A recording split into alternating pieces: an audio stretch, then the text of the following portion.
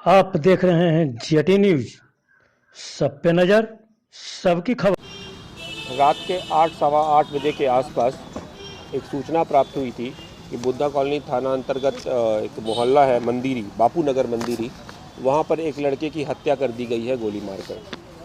तत्क्षण जैसे ही यह सूचना मिली पुलिस पहुँची वहाँ पर और उस लड़के को उठाकर इलाज कराने के लिए पीएमसीएच ले गई, बट तब तक लड़के की मृत्यु हो चुकी थी। घटनास्थल पर इंस्पेक्टर साहब और डीएसपी साहब दोनों पहुंचे थे, मैं भी पहुंचा था वहां घटनास्थल पर। और शुरू उस समय उड़ती उड़ती हुई खबर ये आ रही थी कि एक क्रिकेट के खेल में लेकर लड़ाई हुई है और इसी कारण से यह हत्या हुई है।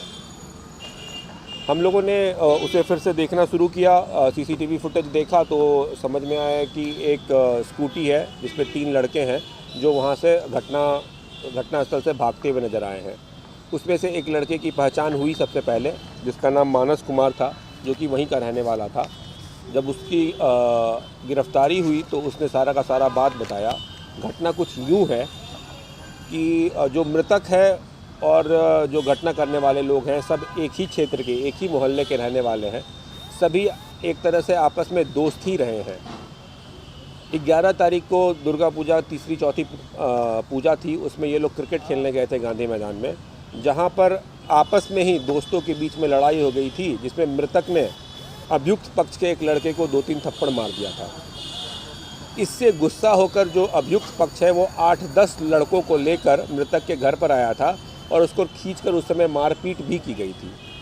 जब यह मारपीट हो गया था तो फिर दोनों पक्ष से उनके परिजन इकट्ठा हुए थे और माफ़ी भी मंगाई गई थी।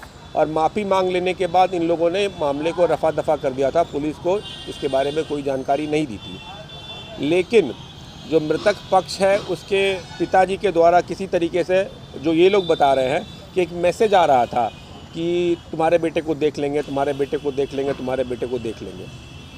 तो अभियुक्त पक्ष की जो अभियुक्त है, एक सौरभ कुमार नाम है, तो इसके माँ बाप जो हैं वो डर गए कि मेरे बेटे को मरवा देगा। तो इन्होंने अपने ही बेटे को कहा कि तुम ही देख लो, इससे पहले कि वो तुम्हें मरवा दे तुम उसको मार दो। सौरभ कुमार